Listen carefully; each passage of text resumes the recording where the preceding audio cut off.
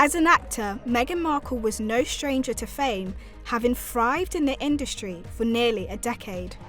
But that all changed when she became a member of the royal family in 2018, following an extravagant wedding to Prince Harry. Meghan quit her acting career and immersed herself into the life of a working royal, using her newfound platform to highlight charitable causes close to her heart. She's since stepped away from royal duties and has started a new life with her family in California. Today, she's the wife of a prince, a loving mother to 2 wonderful children, and widely known as the Duchess of Sussex. Born on August 4, 1981, to an African-American mother and a white father, Rachel Meghan Markle enjoyed a fruitful upbringing in Los Angeles. She developed an outspoken voice at a young age and started campaigning for gender equality. When she was 11, Meghan wrote a letter to then US First Lady Hillary Clinton criticizing sexism used in a soap advert. The language of the commercial was subsequently changed. Truth be told, at 11, I don't even think I really knew what sexism meant. I just knew that something struck me internally. No one was telling me that it was wrong, but I knew that it was wrong. As a teenager, she volunteered in soup kitchens as she studied at Immaculate Heart High School. After graduating from the Roman Catholic school in 1999, Meghan studied theatre and international studies at Northwestern University in Illinois.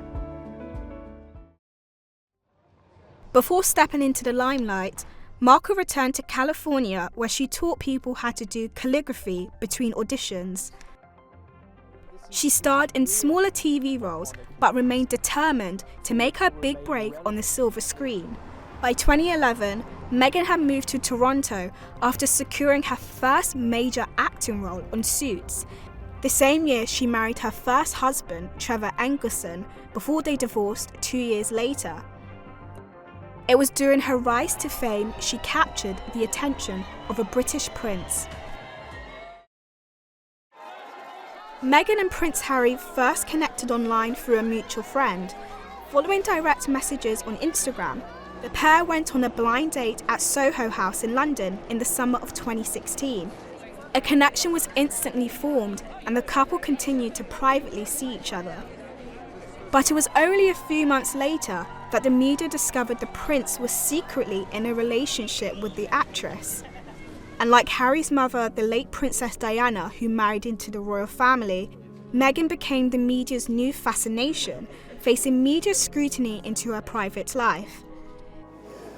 In a highly unusual move, a dismayed Harry released a statement through Kensington Palace, accusing journalists of harassing his partner.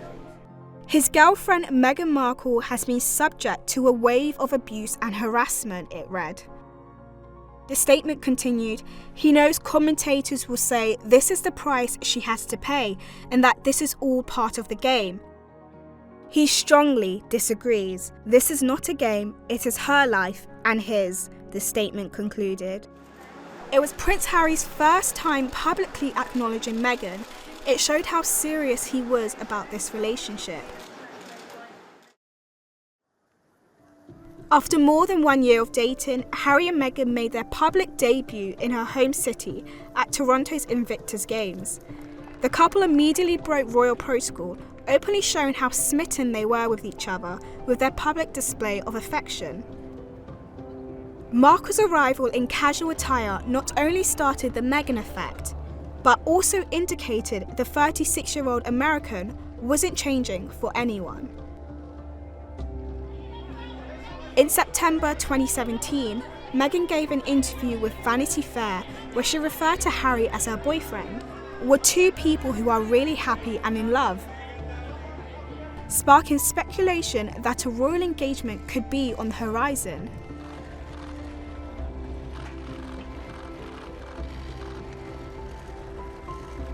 Two months later, Meghan and Harry announced their engagement, and the actress revealed that she would be leaving her role in Suits after 7 incredible years. It's a standard, typical night for us. It's a cozy night. It was what were we doing? Just roasting chicken and Roasting having a chicken, trying to roast a chicken. trying to roast a chicken, and it was just an amazing surprise. It was so sweet and natural and very romantic. He got on one knee. Of course. Was it an instant yes from you? Yes, as a matter of fact, I could barely let you finish proposing. I was like, can I say yes now? She didn't even let me finish. She said, can I say yes, can I say yes now? And then there was hugs and I had the ring in my finger and I was like, can I give you the ring? And she goes, oh yes, the ring. So no, it was a really nice moment. It was just the two of us and I think I managed to catch her by surprise. Members of the royal family shared their excitement to officially welcome Meghan to their family. We're thrilled, thank you very much, to both of them. So I hope they'll be very happy indeed, is all I can say. William and Catherine also issued a statement saying, "We are very excited for Harry and Meghan. It has been wonderful getting to know Meghan and to see how happy she and Harry are together." In February 2018, the fiancés took part in their first engagement with their future in-laws, the then Duke and Duchess of Cambridge, at their Royal Foundation charity. Catherine, Harry and I are delighted to be here this morning, and we're particularly happy to be at our first Royal Foundation event with Meghan. But as Meghan prepared for her special day, drama about a family rift dominated many newspapers' front pages. There were reports about her father, Thomas Markle, being forced to miss the wedding as he prepared to have heart surgery. And an open letter written by his son, Meghan's half-brother, urging Prince Harry not to go ahead with the wedding, came to light. The pair got married on Saturday the 19th of May 2018 at St George's Chapel in Windsor.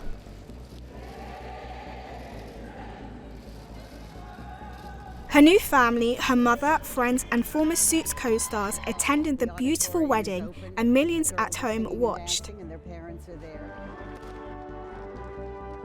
Shortly after tying the knot, the couple began attending royal events together as the Duke and Duchess of Sussex.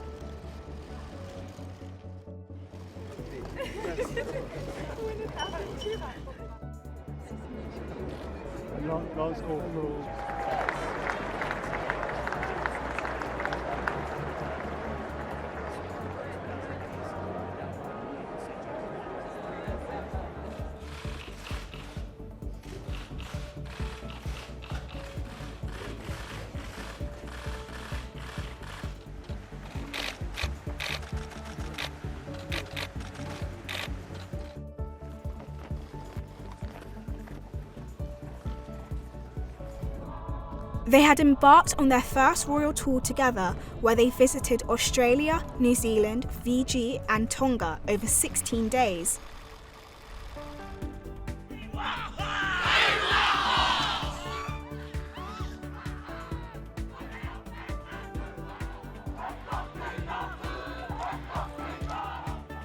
Meghan gave her first royal tour speech, speaking about the importance of education. I am also fully aware of the challenges of being able to afford this level of schooling for many people around the world, myself included. It was through scholarships, financial aid programs, and work study, where my earnings from a job on campus went directly towards my tuition, that I was able to attend university. And without question, it was worth every effort. Everyone should be afforded the opportunity to receive education that they want, but more importantly, the education that they have the right to receive. And for women and girls in developing countries, this is vital. Providing them with access to education is the key to economic and social development. The visit coincided with the couple announcing exciting news. They were expecting their first baby. We want to congratulate you on the birth of your child and also present you with what we thought was a pretty cool gift. It's for our team.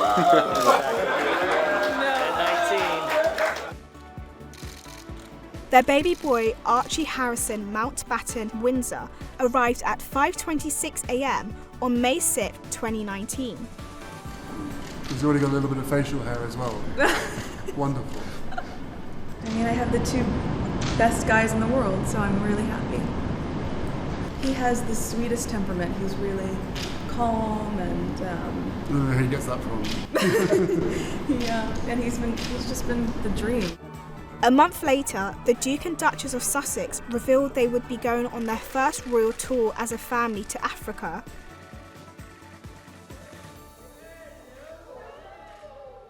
baby Archie certainly made a good impression on Archbishop Desmond Tutu during their Cape Town visit. All seemed well as Meghan embraced her new role and continued to establish herself within the royal family. May I just say that while I'm here with my husband as a member of the royal family, I want you to know that for me, I am here with you as a mother, as a wife, as a woman of color, and as your sister. But by the end of their South Africa tour, Harry and Meghan's mission to raise awareness to important issues such as injustice and education was plagued by the news that they were beginning legal action against the Mail on Sunday for publishing a private letter sent by the Duchess to her estranged father, a High Court privacy case that the Duchess of Sussex won. Over the years, Meghan's relationship with her father and her half-siblings has become strained, with Thomas Markle revealing to British media that he hasn't met his grandchildren. An announcement in June 2019 that the Duke and Duchess of Sussex were splitting from the charity they worked closely with the Duke and Duchess of Cambridge on led to intense speculation about Harry and Meghan's relationship with Prince William and Catherine. The news came a year after it was reported that Meghan had made her sister-in-law cry during the preparations of her wedding. But Meghan revealed in a bombshell interview in 2021 it was Kate who made her cry during a disagreement about dresses. She had also revealed in the sit-down that there had been concerns and conversations about how dark Archie's skin might be. It was in October that the public became aware that the Duchess wasn't completely happy behind the scenes when she told ITV News that not many people asked if she's okay. After spending the Christmas break as a family in Canada, the Duke and Duchess revealed within days into 2020 that they planned to step back as working royals and become financially independent.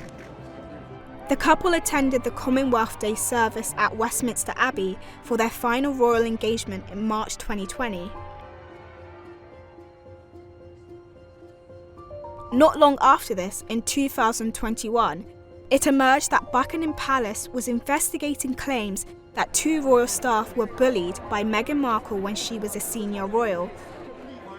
Days before an explosive interview with Oprah Winfrey was released. In a statement, the Duchess said she was saddened by this latest attack on her character, particularly as someone who has been the target of bullying herself. The outcome of the probe was kept private by the palace. The Duke and Duchess of Sussex have settled into their new life with Meghan's mother, Doria Ragland, in California. The pair also welcomed their daughter on June 4, 2021. The wonderful news came nearly a year after Meghan revealed she had a miscarriage. Lilibet Diana Mountbatten Windsor was named after her great-grandmother Elizabeth II and her grandmother, the late Princess Diana. Being a mom is the most important thing in my entire life, and outside, of course, being a wife. The Sussex have opted to raise their children out of the spotlight, but royal fans have been able to catch a glimpse of Archie and Lilibet in the Netflix docuseries Harry and Meghan. The Duchess took on a new role with the streaming giant as an executive producer in 2024. Her new Netflix series will celebrate the joys of cooking, gardening, entertaining, and friendship. Wow, it looks beautiful. This is with pigeon, yes? Yes. It's crunchy and sweet and salt. Yeah? Good. You like it? I'm happy.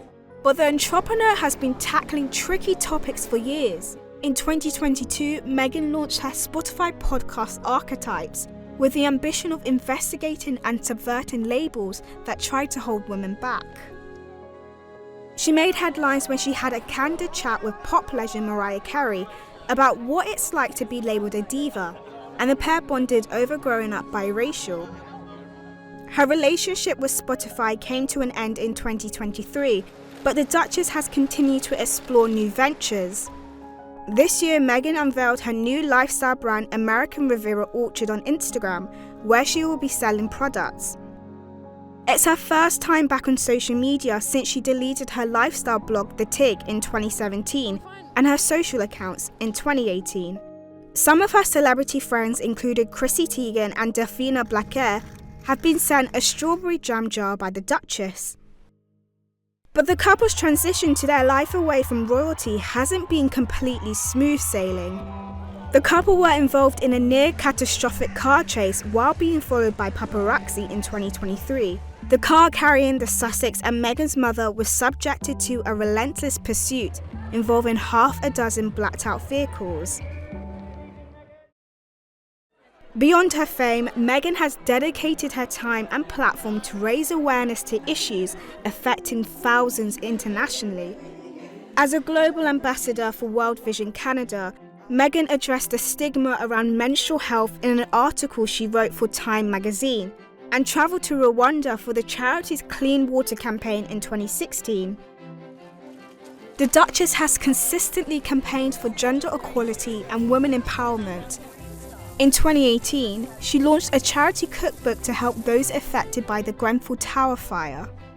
Working on this project for the past 9 months has been a tremendous labor of love. I had just recently moved to London and I felt so immediately embraced by the women in the kitchen with your warmth and your kindness, and also to be able to be in the city and to see in this one small room how multicultural it was. On a personal level, I feel so proud to live in a city that can have so much diversity. I said in the foreword that this is more than a cookbook. And what I mean by that is the power of food is more than just the meal itself, it is the story behind it. And when you get to know the story of the recipe, you get to know the person behind it. And that's what we're talking about in terms of coming together to really engage and talk and to be able to celebrate what connects us rather than what divides us. That, I believe, is the ethos of Together.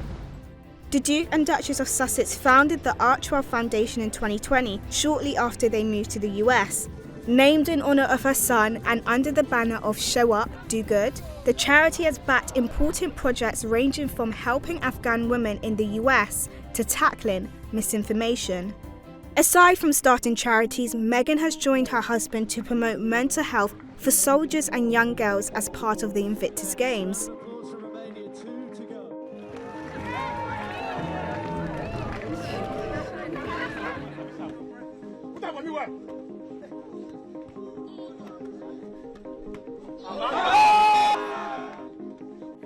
Speaking at an event on women in leadership this year, Meghan opened up about coming to terms with her identity during a visit to Nigeria. When I had done the genealogy and found out about my heritage, the first thing I did obviously was call my mom because I wanted to know if she had any awareness of it. And I think being African American, part of it is really not knowing so much about your lineage, your background, where you come from specifically. And it was exciting for both of us to discover more and understand what that really means. Never in a million years would I understand it as much as I do now. Being here, right? Being here. And what has been echoed so much really in the past day by men and women alike is, oh, we weren't surprised when we found out when you were Nigerian. Oh, no. And I say that mostly as a compliment to all of you because what they define as a Nigerian woman is brave, resilient, courageous, powerful, beautiful. It marks the couple's first visit to the country after they were personally invited by Nigeria's highest-ranking military official.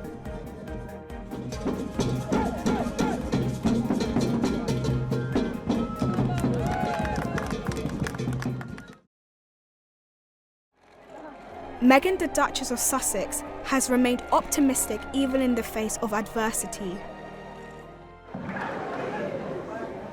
She really is beautiful, isn't it?